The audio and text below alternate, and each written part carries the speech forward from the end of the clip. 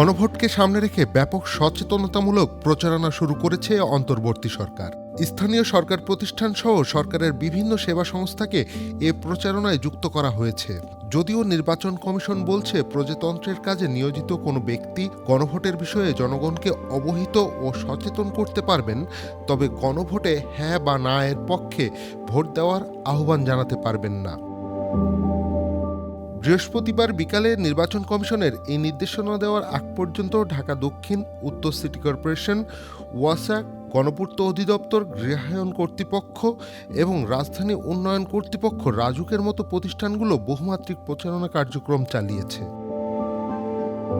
প্রচারণার অংশ হিসেবে ঢাকা উত্তর ও দক্ষিণ সিটি কর্পোরেশন ওয়ার্ড পর্যায়, আঞ্চলিক কার্যালয় এবং প্রধান কার্যালয়ে ড্রপডাউন ব্যানার ও গণবিজ্ঞপ্তি টানিয়েছে। এছাড়া নগরের বিভিন্ন সড়কে মিডিয়ানে হ্যাঁ ভোট লেখা ফেস্টুন স্থাপন করেছে। আইল্যান্ডে বসানো হয়েছে পিভিসি বিলবোর্ড এবং গুরুত্বপূর্ণ স্থাপনায় ডিজিটাল বিলবোর্ডে সরকারি বার্তা প্রচার করা হচ্ছে। যানবাহনে ব্যবহার করা হয়েছে স্টিকার, পাশাপাশি দুইটি ভিন্ন ধরনের লিফলেট তৈরি করে নগরবাসীর মধ্যে বিতরণ করা হয়েছে।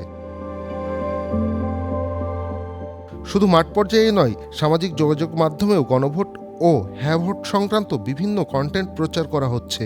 এসব কার্যক্রমের মাধ্যমে নগরবাসীদের মধ্যে গণভোটের বিষয়ে সচেতনতা বাড়ানোই লক্ষ্য বলে জানিয়েছেন ঢাকা দক্ষিণ সিটি কর্পোরেশনের প্রধান নির্বাহী কর্মকর্তা মোহাম্মদ জহিরুল ইসলাম। এটা নির্বাচন কমিশনের থেকে যে গণভোটের আয়োজন করা হয়েছে, সেই গণভোটে আমাদের অন্তর্বর্তীকালীন সরকার যে আপনার জুলাই জুলাই সনদ করেছে, সেই সনদের অনেকগুলো অংশের মধ্যে 4টি বিষয় আছে যেটি রাষ্ট্র পরিচালনার ক্ষেত্রে গুরুত্বপূর্ণ। সেই গুরুত্বপূর্ণ অংশগুলোকে আমরা এগুলোকে জনগণের প্রচারের জন্য আমরা দিয়েছি, জনগণ যেন বিষয়গুলো অবহিত করতে পারে।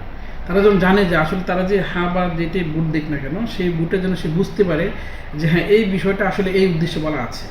কতগুলো 4টি পয়েন্ট আছে, সেই 4টি পয়েন্টে আমরা জনগণের কাছে বিভিন্ন জায়গায় আমরা তুলে ধরেছি। আমরা জানাচ্ছি হলো আমাদের লিফলেট আছে, আমরা স্টিকার করেছি জনগণের কাছে দেওয়ার জন্য, আমরা বড় এলইডিতে আমরা স্থাপন করেছি এগুলো দেওয়ার জন্য। বিভিন্ন মার্কেট, বিভিন্ন গুরুত্বপূর্ণ জায়গাগুলোতে আমরা আমাদের ছোটোখাটো ব্যানারের আকৃতি করে আমরা দিয়েছি, প্রচারপত্র যেটাকে, যে এইগুলো আমরা আমাদের লোকদের, আমাদের যারা এই দক্ষিণ সিটি কর্পোরেশন যারা হাউস হোল্ড আছে তাদের কাছে আমরা এই বিষয়গুলো, বার্তাগুলো পৌঁছে দিচ্ছি। সরকারের পর যার জন্য নির্বাচন কমিশন যে 4টি বিষয়ের উপর হ্যাঁ বা না ভোটের বিষয়টি গ্রহণ করেছে, আমরা তাদেরকে এটি পৌঁছে দিয়েছি।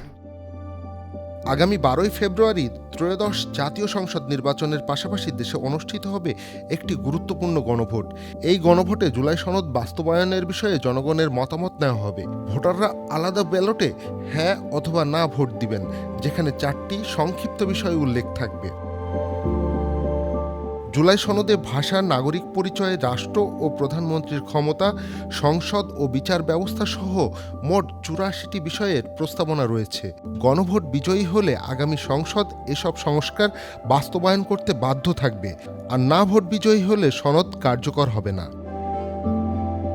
মাহবুব মোর্শেদ, চ্যানেল আই অনলাইন।